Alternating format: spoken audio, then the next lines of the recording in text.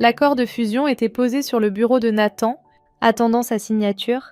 Mon frère s'appuyait en arrière dans son fauteuil en cuir, un sourire suffisant sur le visage tandis qu'il me regardait vider mon bureau. « Tu sais, Alexandra ?»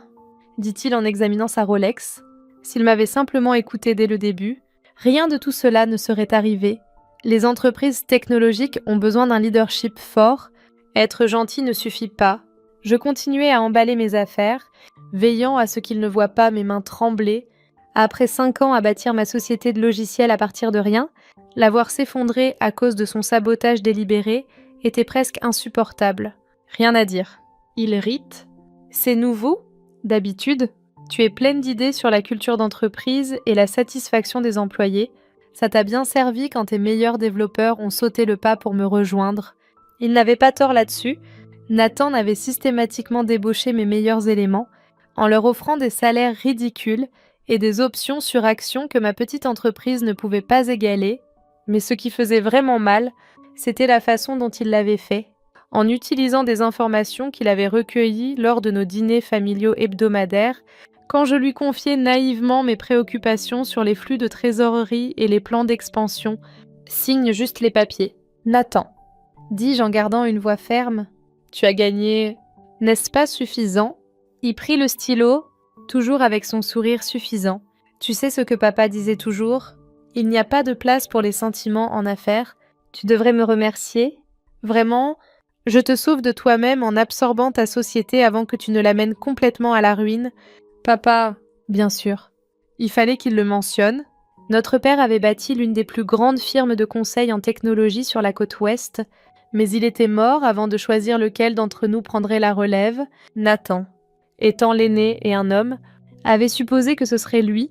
Quand le testament de papa a partagé les actions à part égale entre nous, Nathan avait été furieux. « Voilà », dit-il en griffonnant sa signature au bas de la page. « Maintenant, tu peux aller fonder une œuvre de charité ou quoi que ce soit que font les cœurs saignants comme toi. » S'il n'avait pas été si concentré sur sa victoire, il aurait peut-être remarqué quelque chose d'étrange dans les documents. Il aurait peut-être remis en question pourquoi mon avocate avait insisté pour utiliser ses propres papiers plutôt que les siens. Il se serait peut-être demandé pourquoi j'avais cédé si facilement à son opa hostile, mais Nathan m'avait toujours sous-estimé, tout comme il avait sous-estimé la prévoyance de notre père.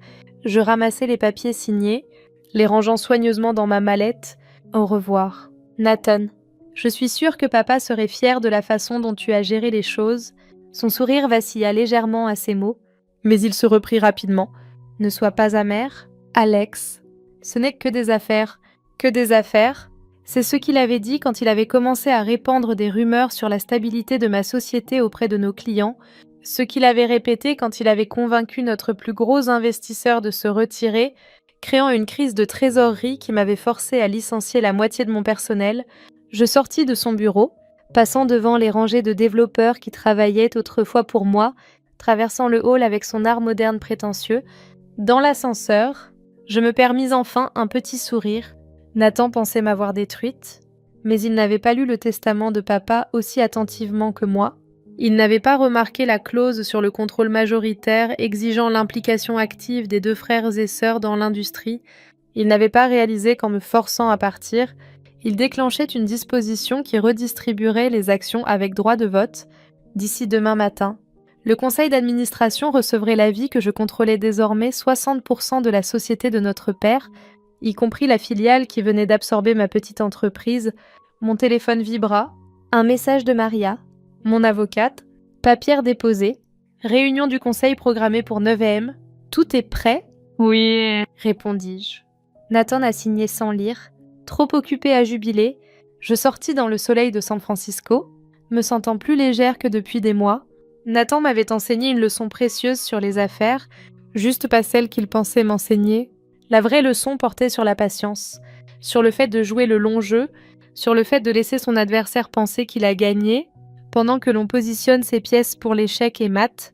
Mon arrêt suivant fut une petite start-up technologique de l'autre côté de la ville, une que Nathan ne connaissait pas, une remplie d'anciens employés loyaux qui avaient quitté ma société avec ma bénédiction, emportant avec eux le cœur de notre projet le plus innovant. « Comment ça s'est passé ?»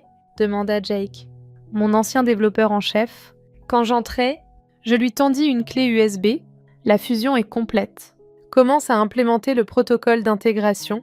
D'ici 7 heures demain, tout le système de Nathan tournera sur notre architecture. Jake sourit.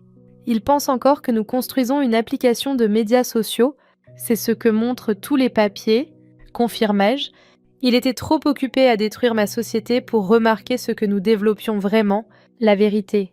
C'est que pendant que Nathan se concentrait sur les OPA hostiles et les raids d'entreprise, mon équipe et moi avions créé quelque chose de révolutionnaire, un système de sécurité basé sur la blockchain qui ferait passer l'ancienne activité de conseil de notre père pour préhistorique.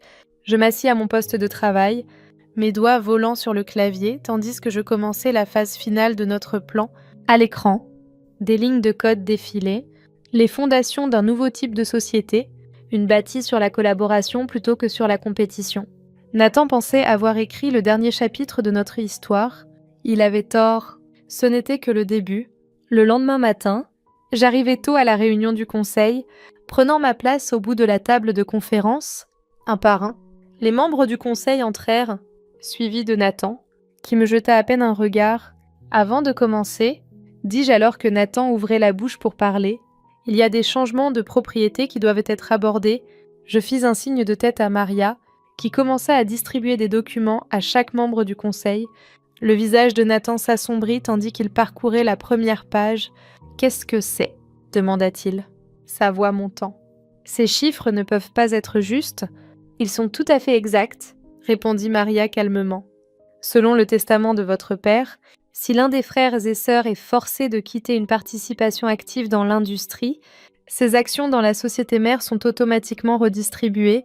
En orchestrant l'OPA hostile sur la société de Madame Carter, vous avez déclenché cette clause. » Le sang se retira du visage de Nathan tandis qu'il feuilletait les pages. « C'est ridicule.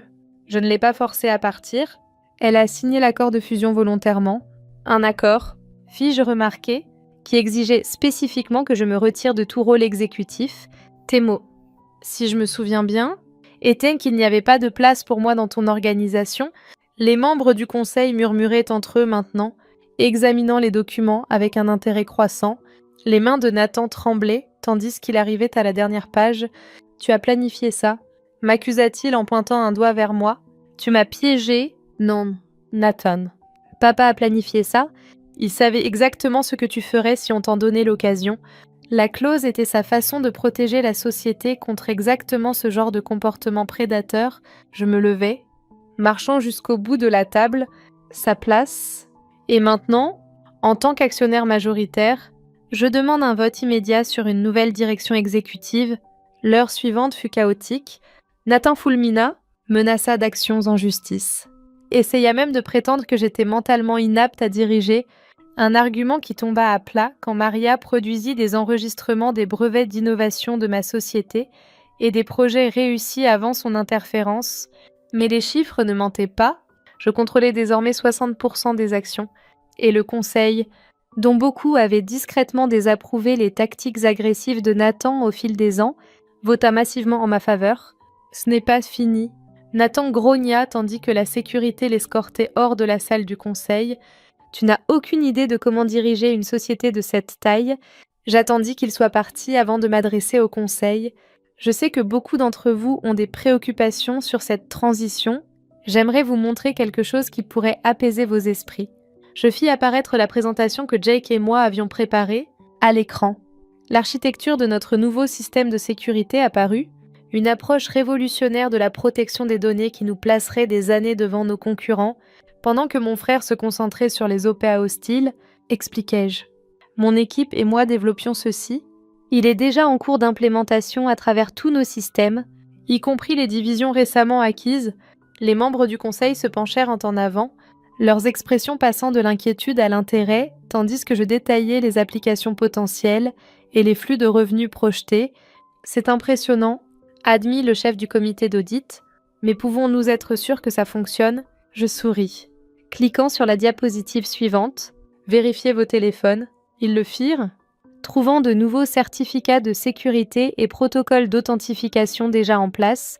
Le système s'était intégré de manière transparente depuis que Nathan avait signé ses documents de fusion, se propageant à travers le réseau de la société comme un virus bienveillant.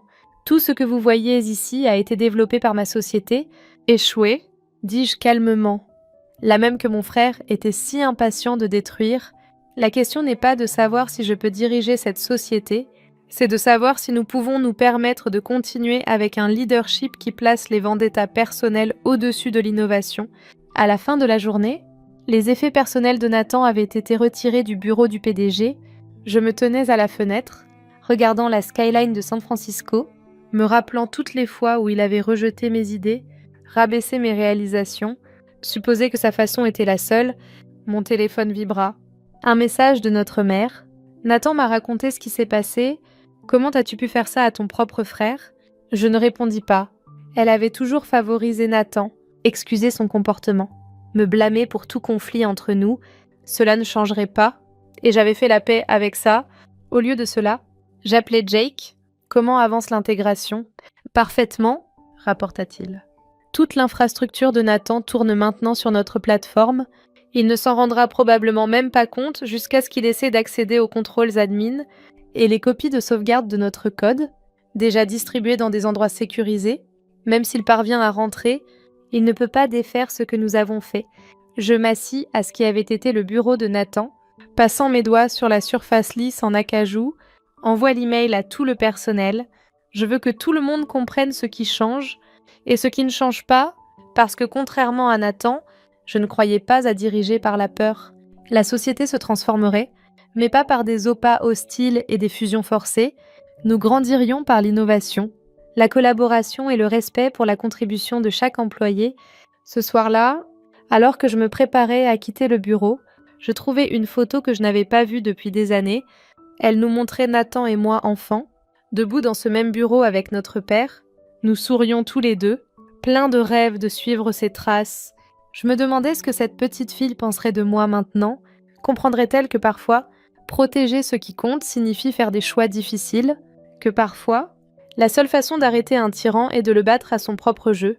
Je rangeais la photo dans le tiroir de mon bureau, le passé était fini. Demain apporterait de nouveaux défis, de nouvelles opportunités de prouver que le succès n'a pas à se faire au détriment de l'éthique. Nathan m'avait enseigné cette leçon, juste pas de la façon qu'il avait prévue. Les semaines suivantes apportèrent des changements que personne n'attendait. Nathan, plutôt que d'admettre sa défaite, lance une contre-attaque calculée. Il contacta chaque client majeur, chaque investisseur, essayant de miner mon leadership, mais il trouva une société différente de celle qu'il avait laissée derrière lui. Notre nouveau système de sécurité avait déjà impressionné les plus grands acteurs de la Silicon Valley. 3 grandes firmes technologiques nous contactèrent pour des accords de licence dans le premier mois. Le cours de l'action s'envola tandis que la nouvelle de notre innovation se répandait. Mais Nathan avait une dernière carte à jouer. « Madame Carter, dit mon assistante un matin, votre mère est ici. Elle exige de vous voir. » Je levai les yeux de mon ordinateur pour voir maman entrer à grands pas dans mon bureau, Nathan sur ses talons. Elle portait un dossier que je reconnus. Les anciens dossiers médicaux de papa, ça a assez duré, annonça-t-elle en claquant le dossier sur mon bureau. Ton père n'était pas dans son bon sens quand il a écrit ce testament. Nous avons des preuves. J'ouvris le dossier calmement. À l'intérieur se trouvèrent les rapports du neurologue de papa de ces derniers mois. Nathan avait surligné certaines phrases. Déclin cognitif précoce. Possible altération du jugement. Vous voulez vraiment faire ça ? Demandai-je en les regardant tour à tour. Traîner la mémoire de papa dans la boue pour satisfaire votre ego ? Ce n'est pas une question d'ego, Nathan répliqua sèchement. C'est une question de justice. Papa a bâti cette société à partir de rien. Il n'aurait pas voulu qu'une idéaliste au cœur saignant la transforme en cas de charité. Je sortis mon ordinateur portable, tapant brièvement avant de le tourner vers eux. À l'écran, une vidéo, papa, dans son bureau, enregistrée juste des semaines avant sa mort. Si vous regardez ceci, commença-t-il, sa voix claire et forte. Alors mes enfants ont enfin montré leur vrai visage. Nathan, ta sœur n'est pas le maillon faible que tu crois. Alexandra, ton frère n'est pas le leader qu'il prétend être. J'ai partagé la société parce que ni l'un ni l'autre n'étiez prêts à la diriger seul. Maman s'effondra dans un fauteuil, le visage pâle. Nathan resta debout, les poings serrés. La clause de redistribution n'était pas une punition, continua papa. C'était une protection pour la société, pour nos employés, et pour vous deux, Celui qui regarde ceci maintenant a prouvé qu'il comprend ce que signifie un vrai leadership. La vidéo se termine. Le silence dans le bureau était assourdissant. Il savait, dis-je doucement. Il savait que tu essaierais de tout prendre, Nathan. Et il savait que je devrais apprendre à me défendre. Ça ne change rien, insista Nathan. Mais sa voix manquait de conviction. Le conseil a déjà vu ceci, l'interrompis-je. Avec la documentation de chaque tactique sournoise que tu as utilisée pour saboter ma société, voudrais-tu qu'il voie ces dossiers médicaux aussi? Qu'il sache que tu étais prêt à détruire la réputation de papa juste pour reprendre le contrôle?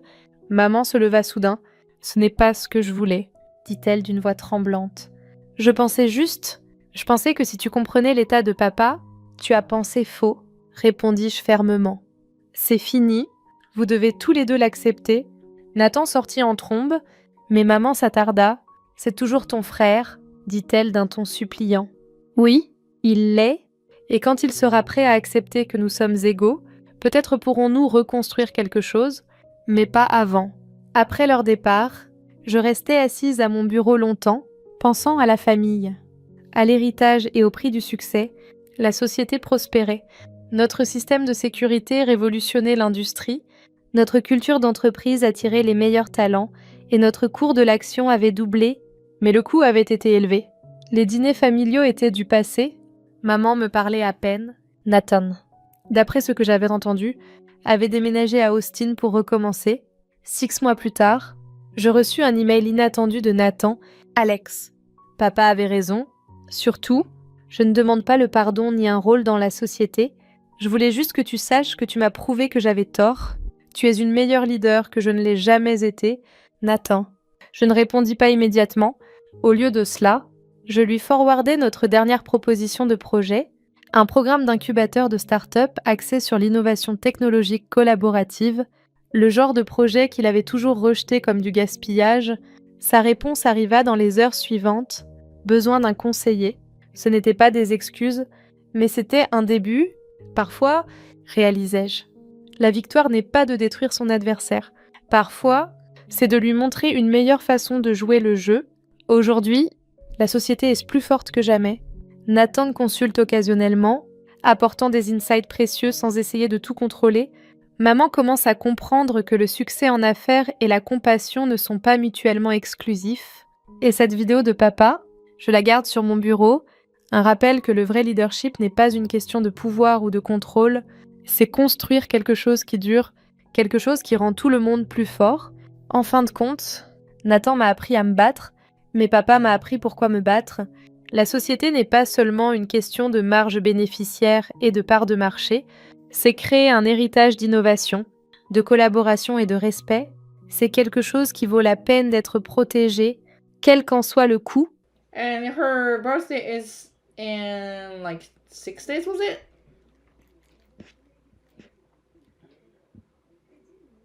Happy birthday for her. Hanami-chan got only half day off for work, but should be enough for birthday stream. Oh, my work, that guy was birthday, but he didn't got day off. He just came. He just came to work. And maybe like the 5 o'clock, like 4 o'clock, like he was told that like, oh, it's your birthday, so you can go home early. It's 5 or 4 early. It's considered the early here. Nurse? Yes, it's Easter holiday soon.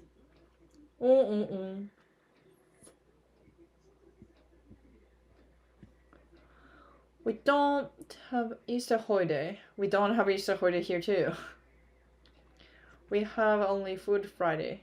Good Friday. Easter holiday stuff or something, so no work on those days. Block up NBU. I don't want to work. I don't know. Like it's okay to work, but at the same time I don't want to work. Anyway. Gotta finish that up.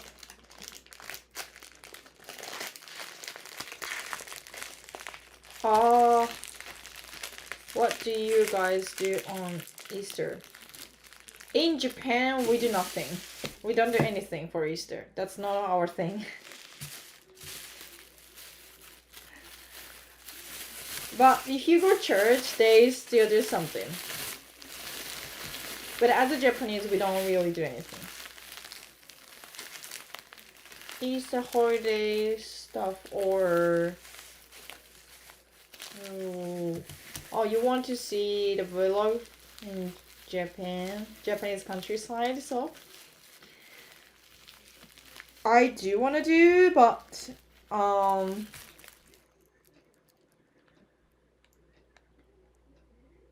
do want to do, but... I can't drive a car yet. I'm still on practice. So I can't do that right now, but I will do in the future. But I'm probably gonna go trip with my friend in this region. It's gonna be 12th of April.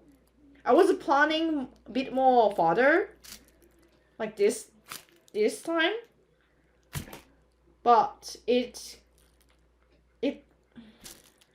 gonna be 12th. Also, I'm gonna do the ILL on March. I already asked my manager that I want to have day off on end of May. Not March, May. End of May for like 10, 11 days-ish. So look forward to it. Stop. We'll meet you there again. I remember you. I follow you for some time now. Oh, thank you, Danny-chan. Thank you. Personally, I don't do anything differently. It's Linus Thompson. Kind of what are you cooking now? Oh.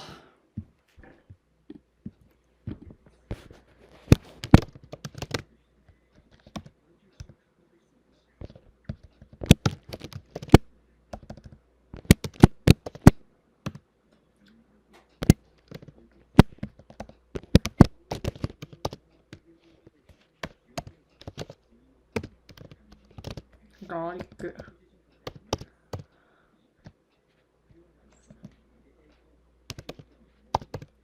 What? I can't spell garlic. Just 待って。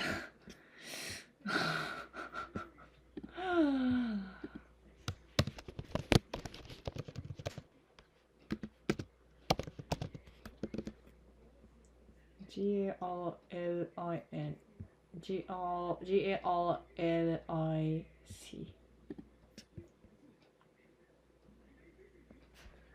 G-I-L what?